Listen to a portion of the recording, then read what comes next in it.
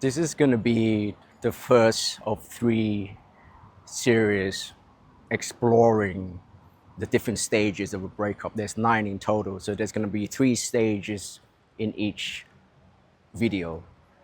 And this is the first one. And you may have heard it before, you may have read about it before, but I want to give you some of my personal insight, not only for my own life, but for my client, of how to deal with each stage as it comes. It's a problem filming outside with bugs and whatnot. So the first stage is going to be shock and denial. You have just been presented with a breakup, and the reason why it comes off as cold and callous from their end is because women usually think about breaking up with you months, if not years in advance before they even tell you. But the problem is when they tell you, it kind of blindsides you, and you're not really, you're in shock and awe, and you understand why you're in this predicament. My best analogy to explain this is like if you were dedicated and loyal to a company for years and years, and one day you walk in and your manager just tell you, we no longer need you, sorry, but we're gonna have to let you go for whatever reason. When the news first hit you, you're gonna be in shock about it. You're gonna be like, what gives? I thought you guys were gonna give me a promotion. Now you're telling me I can no longer work here, right? And the behavior that's associated with this stage is you're going to constantly want to fix the situation. You want to take the pain away. You want to reach out to them, and you want the normalcy and the routine that you guys normally have to return. So if she normally texts you back, within 5 or 30 minutes of you texting her, and now she's just ignoring you for the whole day, you're chasing that validation, you're chasing that routine, you're chasing that something that was. Unfortunately, that person has already premeditated what they're going to do, so that they already prepared themselves for this eventuality. Unfortunately for you, you haven't had the chance to do that. So now you are at a loss, right? At this stage is critical in so many ways, guys, because if you really want your ex back, if that's your intention, and most people do, because after all, we don't like to get broken up with, right? Even if we had the inkling of doing it ourselves, the reason why is that when someone break up with you, it feels like a punch to the gut, like you're not good enough. What they're essentially communicating is like, I think my life is better without you in it, right? So then majority of people is going to want to chase and win that person back. So if that is your end goal, the best thing you can do at this stage is to be as cool and calm about it as possible. You're going to mirror them exactly. So if they're quite cold and callous, like I mentioned, then you project that back, okay? And the best response is, it goes something like this, and say, oh, I've been thinking about this for a while. I don't think we're good for each other. We fight all the time. Your best response in that situation is this something that you really want? Is this something that I can't change your mind about? Because I don't agree with the evaluation. I don't think we fight all the time, and I think we're good for each other. But is this what you think? Is this what you really want? And if their answer is yes, this is what I really want, and I'm adamant and I'm firm, you can't change my mind, don't try to convince them further, okay? You already stated like this is not what you want, okay? But it's not about what you want anymore, because being together takes two, okay? So if they say this is what they really want, then give them the gift of your absence. Say, okay, that's fine. If this is your choice, then I'm going to respect it, and let's just go on our separate ways. So guys, that's the most powerful message that you could give to them within the first stage of shock and denial, right?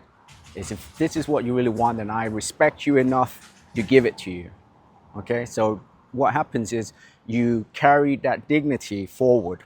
And when you have that dignity and you take your attention away from them, they're gonna wonder, why isn't he chasing me? Am I not good enough to be chased? Am I not good enough to be fought for? Like, why is this happening? So you sort of reverse Uno the situation. But you can only do it if you accept the situation right away rather than be dumbfounded, you know, like that meme with John Travolta going like this, right? Just accept the situation and give them the gift of your absence. So that's stage one, shock and denial. Stage number two, sadness and pain. And at this stage, you know, some people can be stuck here for a long period of time, and it's really unhealthy, you know, in the healing process. But unfortunately, this stage is when you realize they're not answering your message. Some of them even block or unfollow or unfriend you, and there's no way of you reaching them. And you finally accept logically that they're gone, but emotionally you're still attached, and you want them to come back, and you want the whole thing to end, and you want it to be a all big misunderstanding or practical joke.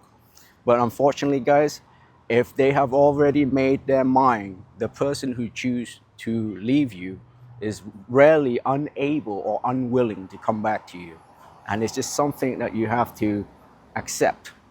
But in this stage, my advice is to lean into the sadness, lean into the pain, lean into the sorrow, allow yourself to cry, allow yourself to do whatever it is that you want to do. If you want to sit on the couch all day going through old episodes of Seinfeld, then you do that. Don't let anyone judge you, okay? At this stage, it's for you to get all of that internal grief in deep inside, outside, because the faster you can do that, is the faster you can be on your road to recovery, okay? So be kind to yourself here. Allow yourself time, allow yourself to cry, and allow yourself to know that it's okay to be vulnerable at this stage, okay? But the shift should be about you rather than the person that left you. Like I said, the person that left is often unwilling or unable to come back and fix your pain. And you have to realize that, and you have to accept that. The third stage of going through a breakup, for this video at least, is the confusion and overthinking part. And this is going to keep you up at night. This is going to make you go through your phone, checking over old messages, thinking where you went wrong and what you could have done differently. But the problem is, if you live in this stage, you're ruminating about a past that has already gone, and you're not letting yourself move forward into the future that's waiting for you.